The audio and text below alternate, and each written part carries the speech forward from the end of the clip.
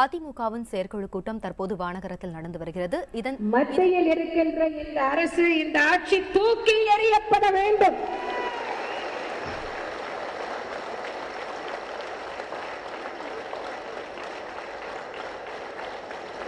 தமிழ்நாட்டை பார்த்து நேசக்கரம் நீட்டுகின்ற ஒரு மத்திய அரசு, தமிழ்நாடு என்னும் மாநிலம் அடிமை இல்லை, நாட்டின் வளர்ச்சியில் சம பங்கு உள்ள ஒரு நண்பர், ஒரு பார்ட்னர் என்று உணரும் ஒரு மத்திய அரசு, எல்லா வகையிலும் தமிழ்நாட்டிற்கு ஆதரவு தருகின்ற, தேவையான உதவிகளை செய்கின்ற ஒரு மத்திய அரசு அமைய வேண்டும். தற்போதுள்ள மத்திய அரசு தமிழ்நாட்டிற்கு மட்டும் கேடு விளைவிக்கவில்லை, இந்திய நாட்டிற்கே, பாரத தேசத்திற்கே கேடு விளைவித்திருக்கிறது. தற்போதுள்ள மத்திய அரசு மக்கள் விரோத அரசு. குறிப்பாக ஏழை எளிய மக்களுக்கும் நடுத்தர வகுப்பு மக்களுக்கும் எதிரான அரசு. ஊழல், வரலாறு காணாத ஊழல், பணவீக்கம், விலைவாசி உயர்வு, கருப்பு பண பதுக்கல், ரூபாயின் மதிப்பு வீழ்ச்சி, பொருளாதார சீர்குலைவு, குடும்ப அரசியல், கார்ப்பரேட் பெரு முதலாளிகளின் ஆதிக்கம், அவர்களின் பிடியில் மத்திய ஆட்சி, தீவிரவாதிகளின் அச்சுறுத்தல், அண்டை நாடுகளின் மிரட்டல், மாதந்தோறும் பெட்ரோல் டீசல் விலை உயர்வு, இவைகள்தான் தற்போதைய மத்திய அரசு இந்திய மக்களுக்கு வழங்கியுள்ள பரிசுகள். இந்த அபாயங்களையும் பிரச்சனைகளையும் எதிர்கொள்ளவோ கையாளவோ தற்போதுள்ள மத்திய அரசுக்கு திறமையும் இல்லை, திராணியும் இல்லை.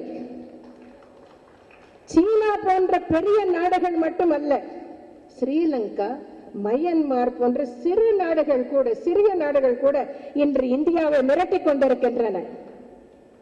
இந்த மிரட்டல்களை சமாளிக்க முடியாமல் பலவீனமான மத்திய அரசு கையை பிசைந்து நிற்கிறது.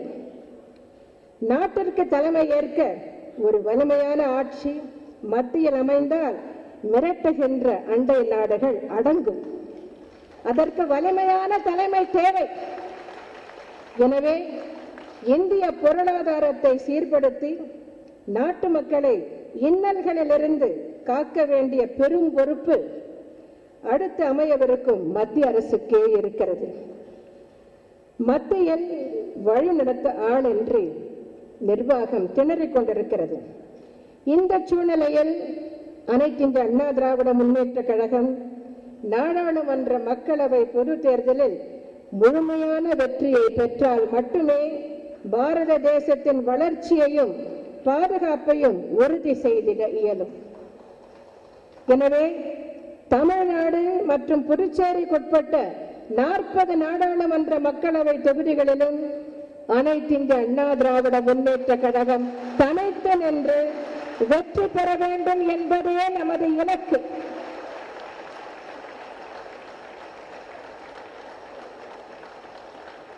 இதே கருத்தை வலியுறுத்தும் ஒரு தீர்மானத்தையும் இந்த பொதுக்குழு இன்று நிறைவேற்றியுள்ளது. இருப்பினும் கூட்டணி பற்றியும் தேர்தல் குறித்த அனைத்து முடிவுகளை எடுக்கவும் எனக்கு முழு அதிகாரத்தை வழங்கியிருக்கிறீர்கள். என் மீது நீங்கள் வைத்துள்ள முழு நம்பிக்கைக்கு எனது மனமார்ந்த நன்றியினை தெரிவித்துக் கொள்கிறேன். எந்த சூழ்நிலையிலும் கழகத்திற்கு எது நல்லதோ அதைத்தான் செய்வேன், அதற்கேற்ற முடிவையே நான் எடுப்பேன். ஆனால் இப்போது நான் உங்களுக்கு சொல்ல விரும்புவது இதுதான். இளைய தெய்வம் புரட்சி தலைவர் எம்ஜிஆர் அவர்களின் ரத்தத்தின் ரத்தமான, என் உயிரினும் மேலான எனது அருமை அனைத்து இந்திய அண்ணா திராவிட முன்னேற்ற கழக உறுப்பினர்கள், உடன்பிறப்புகள் அனைவரும் தங்களின் முழு அர்ப்பணிப்போடு கூடிய கடும் உழைப்பின் மூலம் தமிழ்நாடு மற்றும் புதுச்சேரிக்குட்பட்ட 40 நாடாளுமன்ற மக்களவை தொகுதிகளிலும் அனைத்து இந்திய அண்ணா திராவிட முன்னேற்ற கழகத்தை மகத்தான வெற்றி பெற செய்ய வேண்டும். கடந்த 2.5 ஆண்டுகளில் நாம் செய்த சாதனைகள் ஏராளம் ஏராளம். நமது சாதனைகளை பட்டி தொட்டி எங்கும் எடுத்துச் செல்வதோடு எதிர்கட்சியினரின் பொய் பிரச்சாரங்களை முறியடிக்கும் வகையில் உங்களுடைய களப்பணி அமைய வேண்டும். அனைத்து தொகுதிகளிலும் அபார வெற்றி என்ற நம்பிக்கையுடன் நீங்கள் எல்லாம் செயல்பட வேண்டும். தெருவோரம் 2 நண்பர்கள் பேசிக்கொண்டே சென்றனர். ஒரு நண்பர் மற்றவரை பார்த்து, ஏன் மிகவும் சோர்வாக இருக்கிறாய் என்று கேட்டார். அதற்கு மற்றொரு நண்பர், நடக்கவே முடியவில்லை, உடம்பில் ஏதோ கோளாறு இருக்கிறது, டாக்டரிடம் சென்று காண்பிக்க வேண்டும் என்று கூறினார். இதை கேட்ட நண்பர், டாக்டரிடம் செல்வதற்கு முன்பு நாம் கடற்கரைக்கு செல்வோம், அங்கே ஒருவர் சுறுசுறுப்பு டானிக் விற்பனை செய்கிறார், அதை தினமும் காலையில் சாப்பிட்டால் சுறுசுறுப்பு தானாக வந்துவிடும், நானும் சாப்பிட்டிருக்கிறேன், நிறைய பேர் வாங்கி சாப்பிடுகிறார்கள் என்று கூறினார். உடனே இருவரும் கடற்கரையை நோக்கி சென்றார்கள். அங்கே அந்த சுறுசுறுப்பு டானிக் அமோகமாக விற்பனையாகிக் கொண்டிருந்தது. இருவரும் அங்கு சென்று ஒரு பாட்டில் மருந்தை வாங்கி கொண்டு சென்றனர். அதன் பிறகு சோர்வாக இருந்த நண்பர் அந்த சுறுசுறுப்பு டானிக்கை சாப்பிட ஆரம்பித்தார். என்ன ஆச்சரியம் என்றால், ஓரிரு நாட்களிலேயே சோர்வாக இருந்த உடம்பில் சுறுசுறுப்பு தெரிய ஆரம்பித்தது. உற்சாகமாக நடக்க ஆரம்பித்தார் அவர். நண்பரை தேடி போய் நன்றி தெரிவித்தார். சிறிது காலம் கழிந்தவுடன் கைவசம் இருந்த மருந்து தீர்ந்து போனது. மீண்டும் கடற்கரைக்கு சென்றார். ஆனால் அங்கே சுறுசுறுப்பு டானிக் விற்பனை செய்பவரை காணவில்லை. வேறு ஊருக்கு போயிருப்பாரோ என்று நினைத்து விட்டுவிட்டார். சிறிது காலம் கழித்து இரு நண்பர்களும் கடற்கரைக்கு சென்ற போது சுறுசுறுப்பு டானிக் விற்றவர் பலூன் விற்பனை செய்து கொண்டிருந்தார். இரு நண்பர்களும் அந்த பலூன் வியாபாரியிடம் சென்று, என்ன ஆச்சு உங்களுக்கு? சுறுசுறுப்பு டானிக் இன்னும் கொஞ்சம் வேண்டுமே, எங்கே எல்லாம் உங்களை தேடுவது, இவ்வளவு நாள் எங்கே இருந்தீர்கள் என்று கேட்டனர். அதற்கு அந்த பலூன் வியாபாரி, நான் அந்த டானிக் வியாபாரத்தை விட்டுவிட்டு வெளியூருக்கு சென்று விட்டேன் என்று கூறினார். ஏன், என்ன ஆயிற்று என்று இரு நண்பர்களும் கேட்டனர். அதற்கு அந்த பலூன் வியாபாரி, நான் உங்களிடம் விற்பனை செய்தது உண்மையிலேயே சுறுசுறுப்பு டானிக் இல்லை. உப்பு, மிளகு, சீரகம், வெந்தயம் இவற்றையெல்லாம் பொடி செய்து தண்ணீரில் கலந்து கொடுத்தேன், அவ்வளவுதான். இது உண்மையான டானிக் இல்லை என்பதால் அந்த வியாபாரத்தை விட்டுவிட நான் முடிவு செய்தேன் என்று கூறினார். அப்படி சொல்லாதீர்கள், அந்த சுறுசுறுப்பு டானிக்கை அருந்தியதும் எங்கள் உடம்பில் சுறுசுறுப்பு ஏற்பட்டது உண்மைதான் என்று கூறினார்கள் அந்த இரு நண்பர்களும். அதற்கு அந்த பலூன் வியாபாரி, இருக்கலாம், அதற்கு காரணம் மருந்தில்லை, உங்களுடைய நம்பிக்கை.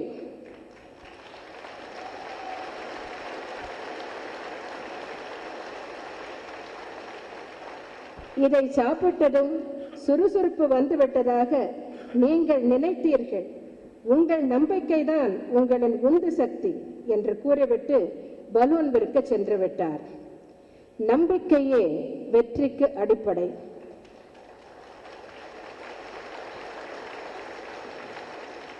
நாம் எதை அடைய வேண்டும் என்று நினைக்கிறோமோ அதனை அடையும் வல்லமை நமக்கு இருக்கிறது என்ற நம்பிக்கை நிச்சயம் வேண்டும்.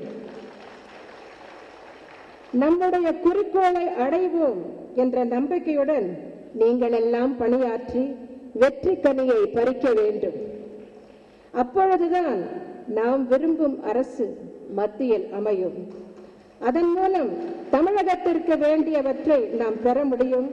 தமிழ்நாட்டை இந்தியாவிலேயே முன்னணி மாநிலமாக ஆக்க முடியும்.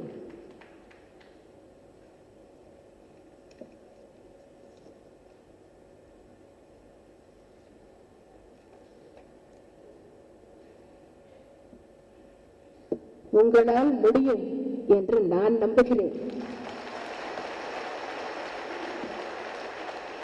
செய்து முடிக்க வேண்டும் என்று உறுதி பூண்டுவிட்டால் உங்களால் எதையும் சாதிக்க முடியும். அந்த நம்பிக்கை எனக்கு 100க்கு 100 உள்ளது. ஏற்காடு இடைத்தேர்தலில் நாம் வெற்றி பெறுவோம் என்பது அனைவருக்கும் முன்பே தெரிந்த விஷயம். அந்த இடைத்தேர்தலை சாதாரணமாக எண்ணி ஓரளவிற்கு பணியாற்றி இருந்தாலும் கூட எப்படியும் 20,000 அல்லது 25,000 வாக்குகள் வித்தியாசத்தில் வெற்றி பெற்றிருப்போம். ஆனால் கழக உடன்பிறப்புகள், தலைமை கழக நிர்வாகிகள், அமைச்சர்கள் முதல் கடைசி கழக உடன்பிறப்பு வரை அனைவரும் முழு மூச்சாக முழு மனதுடன் களத்தில் இறங்கி பணியாற்றியதால் அனைவரும் அதிசயிக்கும் வண்ணம் 78,116 வாக்குகள் வித்தியாசத்தில் மகத்தான வெற்றி பெற்றோம். அதே விதமான அர்ப்பணிப்புடன் நாடாளுமன்ற மக்களவை பொது தேர்தலிலும் நீங்கள் களப்பணி ஆற்ற வேண்டும் என்று அன்புடன் கேட்டுக்கொள்கிறேன். இந்த நேரத்தில் ஒன்றை உங்களுக்கு நினைவுபடுத்த விரும்புகிறேன். கழகத்தின் சார்பில் நாடாளுமன்ற மக்களவை தேர்தலில் வேட்பாளர்களாக போட்டியிடக்கூடிய தகுதி படைத்தவர்கள் இந்த கழகத்தில் ஏராளமாக இருக்கிறார்கள். தகுதி வாய்ந்தவர்கள் பலர் இருக்கிறார்கள். ஆனால் ஒரு தொகுதிக்கு ஒருவரைத்தான் தேர்ந்தெடுக்க முடியும் என்பதை நீங்கள் நன்கு அறிவீர்கள். ஆகவே ஆட்சி மன்ற குழு யாரை வேட்பாளர்களாக தேர்ந்தெடுத்தாலும் நல்ல மனதோடு அதை நீங்கள் அனைவரும் ஏற்றுக்கொண்டு அனைத்து இந்திய அண்ணா திராவிட முன்னேற்ற கழக வேட்பாளர்களின் வெற்றிக்காக நீங்கள் அனைவரும் முழு மனதுடன் பாடுபட வேண்டும் என்று உங்களை அன்புடன் கேட்டுக்கொள்கிறேன். அடுத்த ஆண்டு டிசம்பர் மாதத்தில் 2014 இந்த பொதுக்குழு கூட்டம் நடைபெறும் போது, மீண்டும் இந்த பொதுக்குழுவில் உங்களை எல்லாம் சந்திக்கும் போது, இந்த நாட்டையே வழிநடத்தும் சக்தியாக அனைத்து இந்திய அண்ணா திராவிட முன்னேற்ற கழகம் மத்தியிலே வீட்டிருக்கின்ற நிலைமையிலே தான் அடுத்த பொதுக்குழு கூட்டம் நடைபெற வேண்டும். அது உங்கள் கையில் தான் இருக்கிறது. அனைத்து இந்திய அண்ணா திராவிட முன்னேற்ற கழகம் என்னும் ரயில் வண்டி ஃபோர்ட் செயின்ட் ஜார்ஜ் எக்ஸ்பிரஸ் ஆக மாறி 6 முறை தனது வெற்றி பயணத்தை முடித்து புனித ஜார்ஜ் கோட்டை என்னும் இலக்கை வெற்றிகரமாக அடைந்துள்ளது.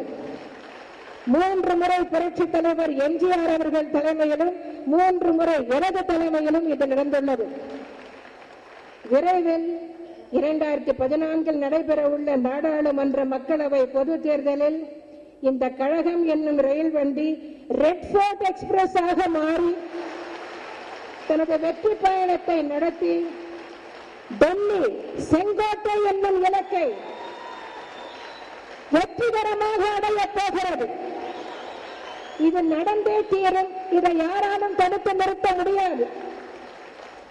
பச்சை கொடி காட்ட தமிழக புதுச்சேரி மக்கள் இருக்கிறார்கள்.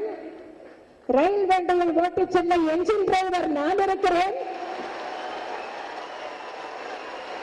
ரயில் வண்டியையும் அதில் பயணம் செய்யும் கழக வேட்பாளர்கள் என்னும் பயணிகளையும் பத்திரமாகவும் வெற்றிகரமாகவும் டெல்லி செங்கோட்டையில் கொண்டு போய் சேர்க்க புரட்சி தலைவர் எம்ஜிஆர் அவர்களின் ரத்தத்தின் ரத்தமான என் உயிரினும் மேலான எனது அருமை கழக உடன்பிறப்புகளாகிய நீங்கள் இருக்கிறீர்கள். வேறு என்ன வேண்டும்?